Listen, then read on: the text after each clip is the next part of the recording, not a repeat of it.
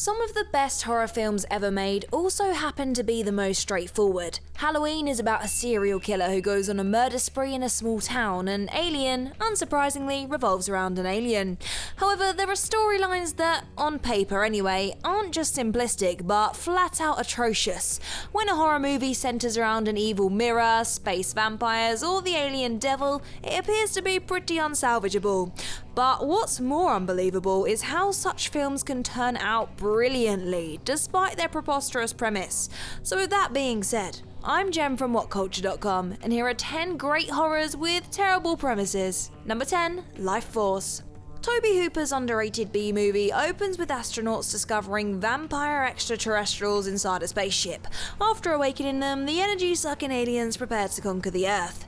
Now, the idea of space vampires is obviously a bit out there. In fact, the original title was The Space Vampires, but the director was smart enough to change it to something less ridiculous. But after watching Life Force for a few minutes, it's clear that each person involved in the production poured their hearts and soul into it. Every elaborate set, puppet, prosthetic, animatronic, visual effect, and stop motion effect has been designed so well, it's criminal this film doesn't get enough credit. Although certain monsters and special effects only appear for a second or two, there's no question the crew put as much care into them as the primary visuals. The plot is all over the place, but it's not really a hindrance. Poltergeist and the Texas Chainsaw Massacre may be Toby Hooper's best work, but Life Force still deserves a bit of love, I'll tell you that. Number 9. Bride of Chucky. Like most horror sequels, Child's Play 2 and 3 failed to recapture the magic of the original, since the third outing supposedly killed off the psychotic doll for good. It felt like the right time to retire the franchise. However, the Child's Play saga appeared to hit a new low when the fourth entry decided to bring Chucky back and give him a girlfriend too. The premise for the original wasn't great, but Bride of Chucky sounded like a parody by comparison. But in many ways, this sequel balances horror and comedy better than any other entry. Excessive humour can undercut the scare factor, but it works in Bride of Chucky thanks to the hilarious script and comedic talents of the ensemble. There are plenty of great gags, especially when the titular villain states it would take 3 or 4 sequels to explain how he found himself in his current situation. Despite all the laughs the movie offers, Chucky and his partner come across as a threat, butchering anyone who crosses their path in all sorts of inventive ways. Hopes weren't high, but Bride of Chucky ended up being a major highlight in a wildly inconsistent franchise too. Number 8. Therapy for a Vampire. Okay, a vampire asking for psychiatric help does sound funny for a 5-minute sketch. However, it's hard to imagine how this pitch could work in a feature-length film. And yet, Therapy for a Vampire explores many facets of vampire lore that other supernatural properties never touch upon. The dark comedy shows how repetitive a vampire's life can be after hundreds of years, especially when they have no job, children, or long-term goals. Therapy for a Vampire also delves into the bloodsucker's love life and how tedious it is to have the same partner for half a millennium. One tragic subplot centers around Countess Elsa, a vampire who can't remember what she looks like since she hasn't seen her reflection for centuries. When she commands an artist to paint her, they're both shocked to see the paintbrush refuse to make contact with the canvas. In that moment, Elsa is horrified to learn she'll never gaze upon her face again. The title will put some off, but this horror comedy is absolutely worth a watch. Number 7. Prince of Darkness. In Prince of Darkness, physics students find an ancient canister that contains a sort of liquid, later revealed to be the devil's son. Upon further investigation, the scientists discovered Jesus and Satan came from outer space. Just to be clear, yes, this is a real movie. Even with horror auteur John Carpenter helming the project, Prince of Darkness seems like a lost cause. The story certainly looks ludicrous on paper, but translates magnificently on screen because the characters take the concept very seriously. Watching the quantum physicist piecing everything together and rewriting all of religion overnight is just as fascinating as when they have to face off against a legion of demonic creatures. Though the scares are built up slowly, the payoff is always worth it, since Prince of Darkness is filled with a plethora of unsettling imagery.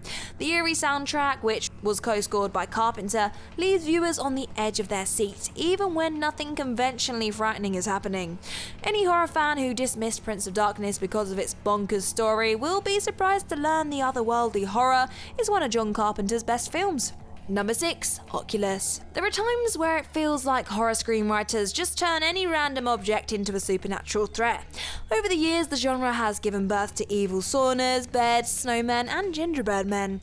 Since such films tend to be pretty naff, anticipation wasn't high for Mike Flanagan's Oculus, which centers around an evil mirror.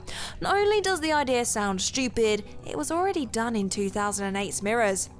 However, Oculus is brimming with such innovation, Mirrors feels like a wasted opportunity. The paranormal flick opens with siblings, Kaylee and Tim, rebuilding their lives after the parents' bizarre deaths a decade earlier.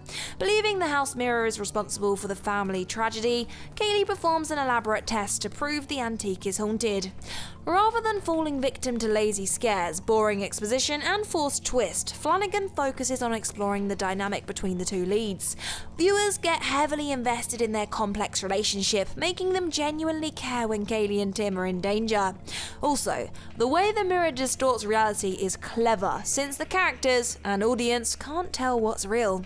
As such, it's startling when the malevolent force pulls a fast one on its victims, especially when it tricks Kaylee to bite into a light bulb instead of an apple. Number 5. Happy Death Day. This Groundhog Day ripoff follows a college student called Tree who's caught in a time loop where she's killed again and again by a masked maniac.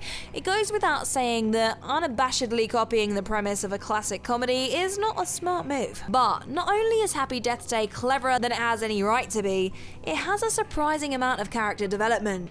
At first, it's hard to root for Tree since she comes across as an obnoxious train wreck from the get-go. After recognizing her circumstances are her own doing throughout her many killings, Tree slowly grows into a decent person who cares about others. Rather than playing out like a generic slasher, Happy Death Day functions more like a detective story, with Tree spending each day building intel and memorizing her suspects' movements.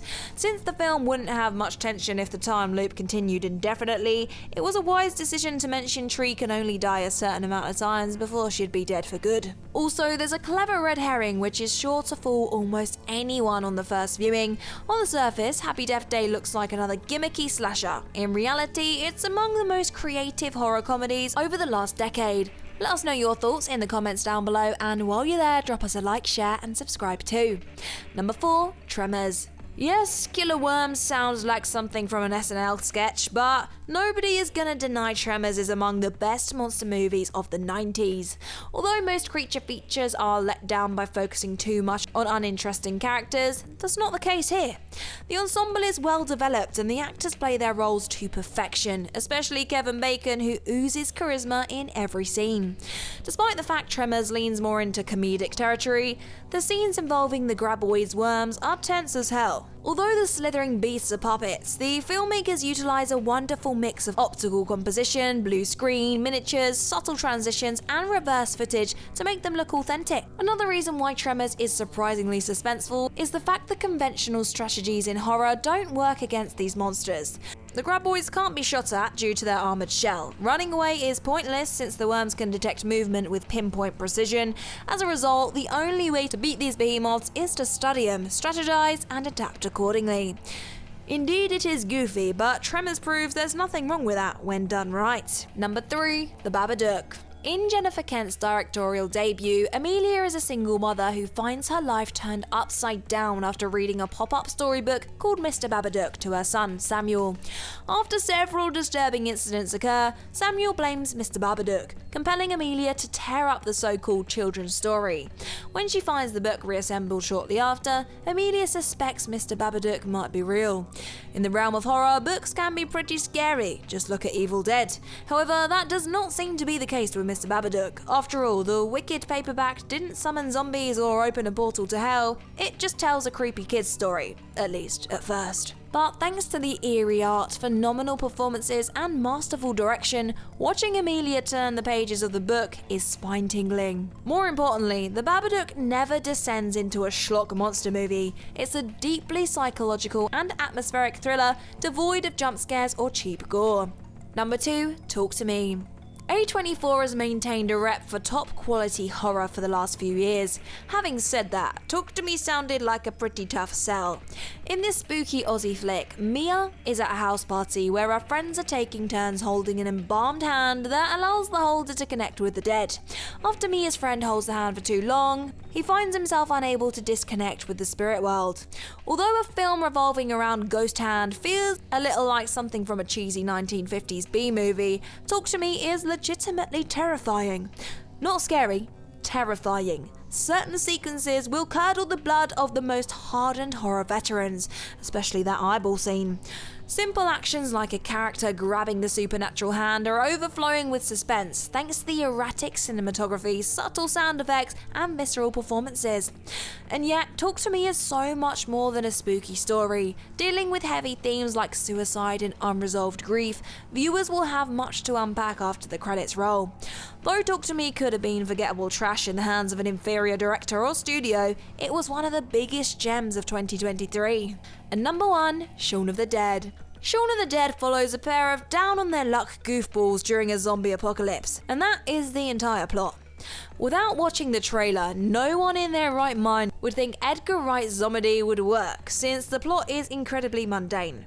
Although there's a little bit of action, there's nothing in this British zomcom on the same caliber as other zombie flicks like Dawn of the Dead or Zombieland. And yeah, Shaun of the Dead is light years ahead of its competition simply because it excels in every aspect of filmmaking and screenwriting. The chemistry between the cast is perfection. Every joke lands flawlessly. Wright's long takes and sharp transitions are a work of art to behold. The line delivery is spot on. The unforced callbacks to earlier scenes are a great example of reincorporation done right. The physical humour never gets old, especially the fence sequence. However, the biggest surprise is how emotional Shaun of the Dead actually is. Though it's a silly comedy for the most part, it's challenging not to tear up when Simon Pegg's character loses his mother. Shaun of the Dead didn't just surpass expectations, but it's directly responsible for reigniting interest in the flagging genre during the millennium. After watching this masterpiece, it's easy to see why too.